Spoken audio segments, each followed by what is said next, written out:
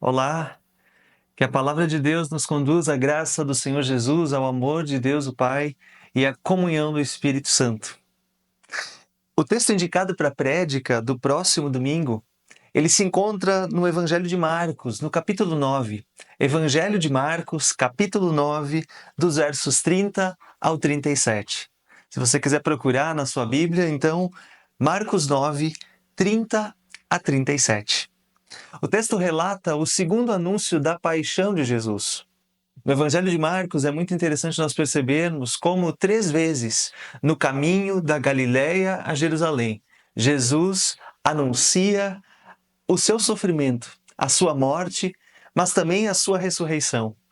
E nesses 3 momentos, nessas 3 vezes desse anúncio de Jesus, da sua paixão, ele é totalmente incompreendido por seus discípulos. O texto indicado para a prédica do domingo é o texto que relata esse segundo anúncio que Jesus faz a caminho com os seus discípulos. O texto se encontra no Evangelho de Marcos. E esses 3 anúncios, então, deflagram essas reações. Reações negativas dos discípulos em relação à proposta de Jesus. O Evangelho de Marcos é um evangelho importante no que diz respeito à caminhada com Jesus, ao discipulado, de fato a seguir a Jesus, passo a passo. Jesus se encontra a caminho, então, com os seus discípulos, indo de Cesareia de Filipe pela Galileia até Jerusalém. Em 8:27, nós lemos que Jesus e os seus discípulos se dirigiram aos povoados, nos arredores de Cesareia de Filipe. Em 8:27, no Evangelho de Marcos, então, lemos o seguinte: Jesus e os seus discípulos dirigiram-se para os povoados nas proximidades de Cesareia de Filipe. No caminho, eles lhe perguntou: quem o povo diz que eu sou? Paira no ar também sempre essa pergunta a respeito da identidade de Jesus. Quem Jesus é, de fato? E o que as pessoas pensam sobre Jesus? O que os discípulos pensam a respeito de Jesus? Sobre a identidade de Jesus? Tanto que esse verso 27 se encontra na perícope, no trecho bíblico, no qual é relatada a maneira como Pedro confessa quem é Jesus. Pedro diz: tu és o Cristo. A despeito daquilo que as outras pessoas falam a respeito de ti, mestre, eu confesso, eu digo que tu és o Cristo. Quero ler então agora o texto indicado para a prédica, Marcos 9, 30 até 37. Lá diz assim: eles saíram daquele lugar e atravessaram a Galileia. Jesus não queria que ninguém soubesse onde eles estavam, porque estava ensinando os seus discípulos. E lhes dizia: o Filho do Homem está para ser entregue nas mãos dos homens. Eles o matarão, e 3 dias depois ele ressuscitará. Mas eles não entendiam o que ele queria dizer. E tinham medo, tinham receio de perguntar-lhe. E chegaram a Cafarnaum. Quando ele estava em casa, perguntou-lhes o que vocês estavam discutindo no caminho. Mas eles guardaram silêncio, porque no caminho haviam discutido sobre quem era o maior. Assentando-se, Jesus chamou os 12 e disse: se alguém quiser ser o primeiro, será o último e servo de todos. E tomando uma criança, colocou-a no meio deles. Pegando-a nos braços, disse-lhes: quem recebe uma destas crianças em meu nome, está me recebendo. E quem me recebe, não está apenas me recebendo, mas também aquele que me enviou. Lá Pedro confessa, um pouco antes, tu és o Cristo.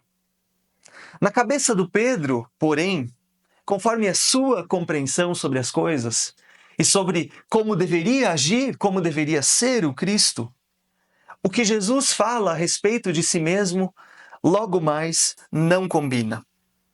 Aquilo que Pedro tem na cabeça em relação à identidade do Messias que viria do céu, o Senhor, não combina com aquilo que Jesus realiza.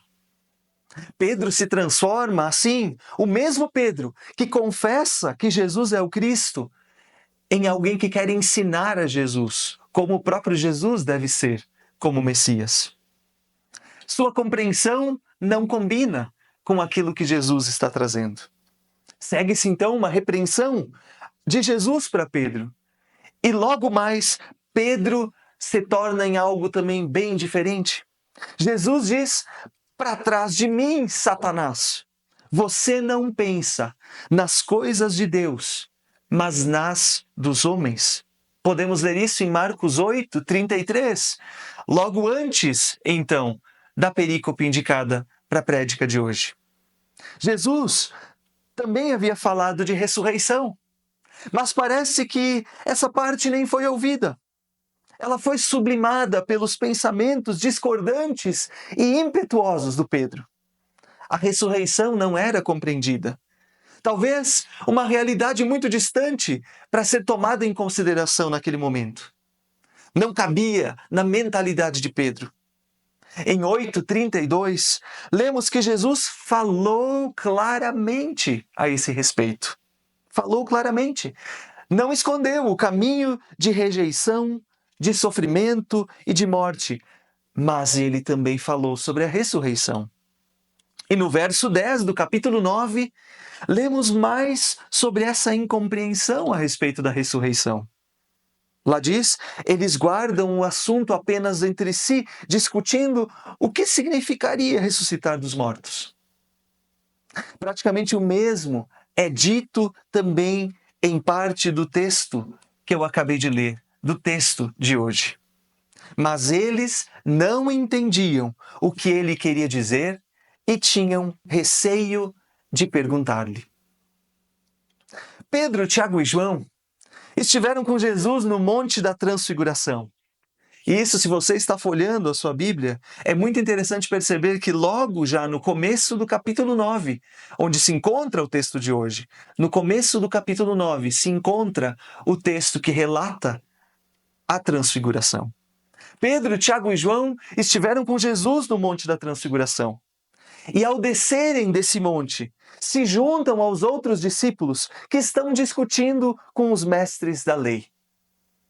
Eles viram a glória do Senhor, sua intimidade, sua verdadeira identidade havia sido a eles revelada. Glória, poder sobre o Monte da Transfiguração. Quando eles descem do monte e se encontram com os outros discípulos, que discutem com os mestres da lei, a discussão certamente gira em torno da impossibilidade dos discípulos de expulsarem um demônio de um menino, de uma criança.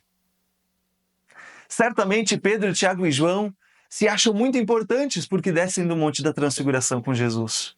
Claro, os outros não têm este poder. Os outros não puderam expelir este demônio. Talvez esse tenha sido o pensamento de Pedro, Tiago e João. Afinal, estiveram com Jesus no monte. Os outros discípulos ficaram lá embaixo, discutindo sobre outras coisas. Quando, então, Jesus chega com Pedro e Tiago e João junto aos outros discípulos, naquela situação que um pai pede que o seu filho seja liberto de um demônio que o atormenta há muito tempo, Jesus recebe esse menino. Jesus recebe essa criança. O problema era desde a infância, nenhuma solução. Se Pedro e Tiago e João estivessem naquele momento, pensamentos parecidos talvez com os meus pensamentos e com os teus pensamentos passariam pelas suas cabeças. Se nós estivéssemos aqui, nós que estivemos no Monte da Transfiguração, nós teríamos condições de expulsar este demônio do menino. Estávamos com o Mestre no monte, mostrou-nos sua identidade e certamente somos os maiores dos discípulos. Afinal, o Mestre revelou para nós sua verdadeira identidade. Talvez tenha sido inclusive esse o pensamento por parte dos próprios Pedro, Tiago e João, ou ainda por parte dos outros parceiros de Pedro, Tiago e João, que haviam ficado, porém, lá embaixo, não tinham ido com Jesus ao monte. E talvez pensassem: será que Pedro, Tiago e João são os mais importantes? Será que temos inveja de Pedro, Tiago e João por terem subido ao Monte da Transfiguração com Jesus?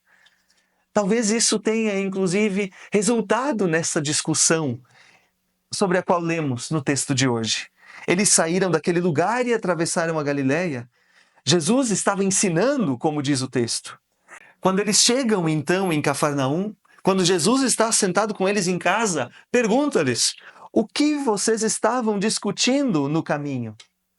Mas Marcos nos diz que eles, a esse respeito, guardaram silêncio. Aquelas coisas que nós não queremos revelar e que passam pelos nossos pensamentos, também muitas vezes, como discípulos de Jesus, pois no nosso coração, certamente muitas vezes, existe aquilo que havia no coração dos discípulos: a preocupação com quem seria o maior. No caminho estão homens seguros de si, de sua estatura espiritual. Talvez os representantes, então, sejam de fato Pedro, Tiago e João. E me impactou, voltando ao relato sobre a expulsão do demônio do menino, me impactou ler a forma tão diferente como o pai do menino liberto se dirige a Jesus. A forma realista como se enxerga e se coloca diante de Jesus. Uma forma diferente dos discípulos, seja dos discípulos sobre o Monte da Transfiguração, seja dos discípulos a caminho, que se perguntam quem seria o maior. Não era tão para cá, não era tão para lá. A sua reação é uma oração. Pois ele diz a Jesus: creio, ajuda-me a vencer a minha incredulidade. Eu creio, mas ajuda-me a vencer a minha incredulidade. O pai do menino ora uma oração de confissão e uma oração que pede que Jesus o ajude a vencer sua incredulidade. Sua resposta é confissão de necessidade, confissão de incredulidade. Oração e jejum é o que Jesus recomenda aos discípulos nessa ocasião, quando não conseguem expulsar o demônio daquele menino. E existe uma relação de intimidade a ser buscada, a ser cultivada. Perguntas feitas em particular. Também aquele homem não era suficiente ficar discutindo com os discípulos e os mestres da lei. Mas quando Jesus aparece, ele vai direto a Jesus. Trata o seu problema com quem entende das coisas. Busca o contato pessoal. São relatos o tempo todo de discipulado, de relações de intimidade, mas também do que essa intimidade com Jesus pode causar em nosso coração quando passamos a perguntar quem então é o maior. Histórias que relatam pensamentos escondidos, manifestação do que se passa no coração enquanto se caminha com Jesus. É disso que o texto está falando. E sobre aquilo que realmente pensamos, sobre o que significa seguir a Jesus, sobre quem de fato é Jesus, como o Messias enviado por Deus. O que se passa no coração enquanto se caminha com Jesus também neste mundo pode ser bem diferente daquilo que passa no coração do próprio Jesus. No coração de Jesus está o caminho do reino, que não é alcançado fora do caminho do serviço, que para ele mesmo, naquele momento, logo irá até as últimas consequências em sua morte e morte de cruz. Uma pergunta central para nós: o que nós discutimos a caminho enquanto seguimos a Jesus? Existe aqui um exame do coração. E o laudo que é recebido é uma insistência no padrão humano, uma insistência em ser o maior. Assim como os discípulos, como nos diz o verso 34, nós geralmente guardamos isso em silêncio. A conversa em Cafarnaum segue. E ainda que não falem os discípulos o que estavam conversando no caminho, Jesus o sabe muito bem. Jesus quer ensinar algo. Jesus queria ensinar mesmo aos discípulos. Era hora para isso. E isso está claro no verso 30 e também no verso 31. Mas quando Jesus ensina, de forma muito clara, Jesus toma então uma criança, e crianças naquele tempo não eram tão veneradas como hoje em dia. Crianças eram desprezadas. Crianças na antiguidade são aquelas pessoas que incomodam, que precisam de ajuda, que fazem barulho nas reuniões públicas. Crianças não tinham esse status que tem hoje em dia em nossa sociedade. E Jesus toma uma criança, coloca no meio deles, dá a essa criança uma posição central. Também toma essas crianças, essa criança nos braços, um sinal de intimidade com Jesus, de verdadeira intimidade. Os discípulos estavam interessados mais nas credenciais para agirem no nome de Jesus. E esse tipo de relato é aquilo que está ao redor do nosso texto. Tanto na expulsão de demônio do menino, cujo pai ora a Jesus e assim por diante, e os discípulos não conseguem expulsar o demônio, e certamente se perguntam o que falta para nós de credenciais para que possamos expulsar esse demônio. Jesus, naquela situação, também apontou para duas questões que dizem respeito à necessidade que temos de Jesus.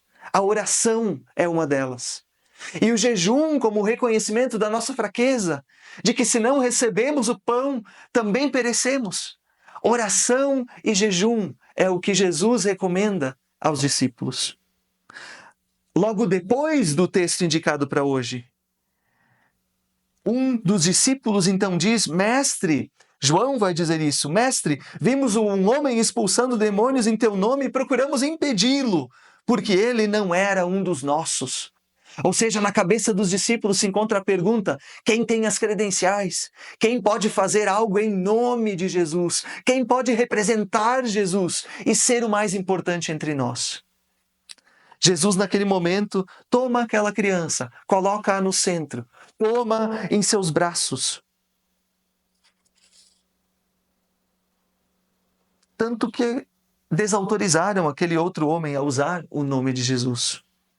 O que importa para os discípulos é ser o maior, ter o poder do Monte da Transfiguração, conseguir expulsar demônio. Nada de rejeição, nada de sofrimento, morte e ressurreição. Bem, sobre isso a gente não entende nada mesmo e não perguntamos. Essa coisa de ressurreição é uma coisa muito para depois, é um tesouro muito escondido. Queremos aquilo que podemos ver já agora, a glória que podemos vislumbrar já agora, assim como Pedro e Tiago e João a vislumbraram no Monte da Transfiguração. O que nos interessa é poder aqui e agora. E é nisso que, muitas vezes, mesmo caminhando com Jesus, estamos conversando pelo caminho e estamos meditando em nosso coração. A criança está ali, agora no meio, representando os pequeninos desse mundo. Trabalho simples, cuidar de uma criança. Dar atenção a uma criança não seria um caminho de glória. Desses pequeninos do mundo, o Novo Testamento fala em muitos lugares. O Novo Testamento fala em fazer isso quando recebemos uma criança, quando recebemos um pequenino, fazer isso a Jesus. E não somente em fazer coisas em nome de Jesus. Visitar, dar abrigo e água a um desses pequeninos é fazer isso a Jesus. Podemos ler sobre isso, por exemplo, em Mateus 25, 37 a 40. No seu discurso escatológico, quando diz que lá no fim, então muitos dirão a ele: Senhor, em teu nome nós fizemos isso, isso, isso e aquilo. E Jesus dirá: não os conheço. Enquanto outros que deram aos pequeninos água para beber, aqueles que visitaram pequeninos, esses nem mesmo sabem o que fizeram. Mas Jesus, sim, Jesus os conhece. Jesus fala em receber aquela criança em seu nome, e que receber essa criança significa receber a Ele mesmo. Pensemos juntos, receber algo em nome de Jesus é uma grande honra. Fazer algo em nome de Jesus, realizar obras em nome de Jesus, até gostamos, porque podemos nos dar conta que então estamos representando alguém muito importante e acabamos recebendo muitas vezes a honra dessa pessoa tão importante, a qual representamos. Então, assistimos pessoas, cuidamos de pessoas talvez, fazemos coisas em nome de Jesus. E se Jesus tivesse apenas falado em receber alguém em seu nome, quanta honra, Afinal, Jesus então está me dando autoridade e intimidade para representá-lo.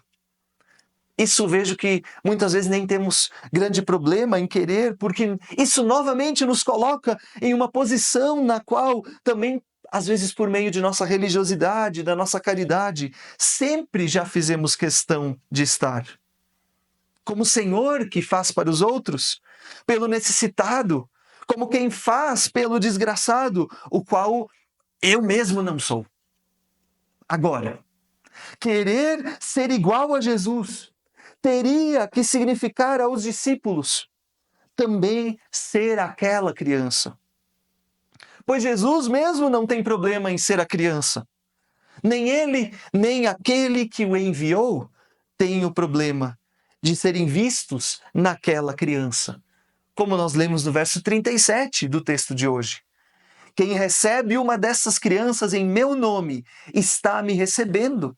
E quem me recebe não está apenas me recebendo, mas também aquele que me enviou. Assim, aquele que o enviara, o próprio Deus não teve problema em ser uma criança, em estar presente como um bebê. Ou como dizem as palavras da carta de Paulo aos Filipenses, mas esvaziou-se a si mesmo, vindo a ser servo.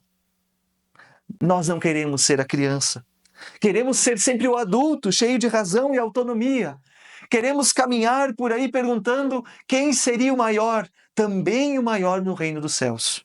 Jesus indica oração e jejum, duas coisas que apontam para longe dessa autonomia. Os discípulos perguntam por que não conseguimos expulsar o demônio. Pedro, Tiago e João descem do Monte da Transfiguração, provavelmente cheios de si, porque a partir daquele evento talvez tenham a certeza em seu coração de que eles sim são os maiores. Os discípulos impedem outras pessoas de expulsarem demônios, afinal, somente eles teriam as credenciais para fazer isso. Jesus quer ensinar algo. Jesus toma uma criança, coloca-a no centro. E diz que quem recebe aquela criança em seu nome, também a ele recebe. Ou seja, Jesus mostra que receber aquela criança é receber a ele. Ele se coloca no lugar daquela criança. Ou seja, é a primeira coisa, nos fazermos como crianças. E então sim, fazermos coisas em nome de Jesus. Que o Senhor nos abençoe na reflexão adiante desse texto. E que a partir do agir do seu Santo Espírito, Ele nos faça crianças, não tão preocupados sobre quem é o maior, mas preocupados de fato na dependência, na intimidade com Jesus. Que Ele assim nos abençoe. Amém.